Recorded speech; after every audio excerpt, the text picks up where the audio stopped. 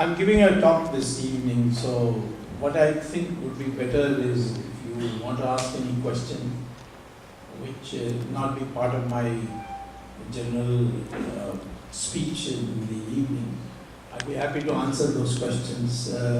So, if with your permission, Mr. Pillay, and members of the dais, please feel free to ask any question. And see if it's a matter concerning what is the topic of this evening, I'll say that this is the topic of the evening. But if there's anything else which you'd like to know, I'll be happy to answer the questions. Yeah. Before that, Dr. Swamy was so generous, said any questions. So each one of you ask one question, it might be by evening here itself. So what we'll do, taking the time into consideration, we'll limit 8 questions. So ask the general questions, it covers entire your concerns. Thank you. So, Swamiji, on your view, demonetization and GST, how it is affecting Indian economy? I don't think the effect is very much. It's a disappointment that such a major step has not been converted into a thing on which people welcome it and it also has an effect. I might tell you one thing, that our history of the last 70 years shows that mere economic performance does not give you electoral victories. Narasimha Rao produced the best economic record for the last 70 years, and the Congress party strength became half. So did Morarji Desai. He produced a miracle in price reduction. I mean, the ration cards were forgotten once Morarji Desai, was in power for a few months. He had brought all prices down. Sugar was selling at 2 rupees a kilo. That was the situation. But when the elections came, he too lost. Vajpayee spoke about India shining, and he ended up with half the seats he had before. So, broadly speaking, if the economic collapse takes place, yes, the public would be upset because they will become unemployed, they will be on the road, and there will be no supplies, there will be nothing in the shops, that sort of thing. But generally speaking, the elections in our country are fought on certain emotional reasons, and on this we are very strong. On Hindutva, for example, last time in 2014 we got a majority because our Hindu vote, which used maximum of 21%, went up to 31%. And plus with the allies we got 38%. So we got absolute majority for the first time in 33 years. No party had got an absolute majority. And that Hindutva is undercurrent thanks to the RSS and other factors, like this Ram Mandir issue, which has become now a big issue, which I'll be speaking about this evening. Other issues, the ban on cow slaughter, Garvapsi, etc., has had a huge impact on the Hindu population, who may be critical of us on the economy. But in the end, they will vote for us. That I'm certain. And corruption, one great achievement of Mr. Narendra Modi's government is that nobody has yet made a corruption charge against anybody in our government. That's amazing. It's not happened for any other government in the past. But 3.5 years have passed. Has anybody even pointed out? Now he says that the Congress party is on bail. Can they say anything? Any one of us is on bail? So the fact is that on corruption and Hindutva, the Hindutva is important because the Congress had exploited the divisions of Hindus on caste and religion and state, language, so many other things. Hindutva is uniting the Hindus across the country. And as a consequence, even in the minority community, divisions have come. In UP, for example, we did not give a single ticket to the Muslim No Muslim candidate was put up by us in UP, 404 constituencies. And yet we won 75% of the seats. In those, there are about 125 constituencies in UP which are Muslim dominant. That is, without Muslim support you can't win. Yet we won 85 of those seats because the women voted for us.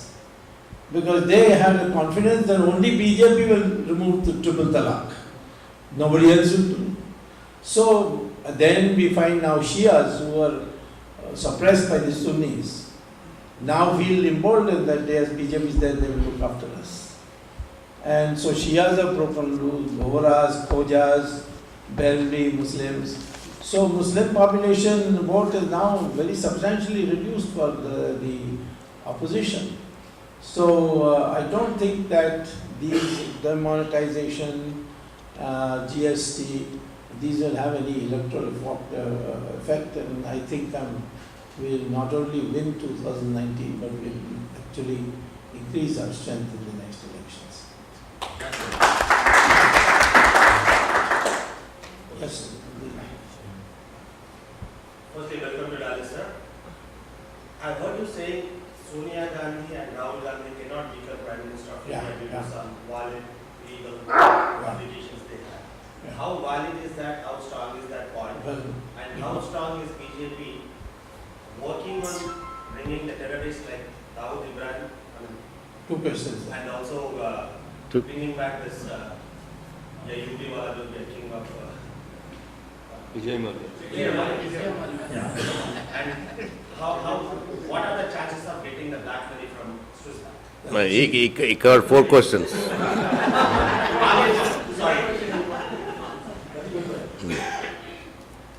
What was your first question?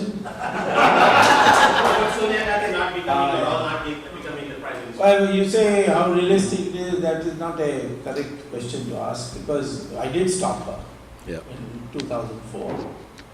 She had prepared everything and her family came, there was going to be a coronation and she had got 340 MPs to sign for her, not for Congress party.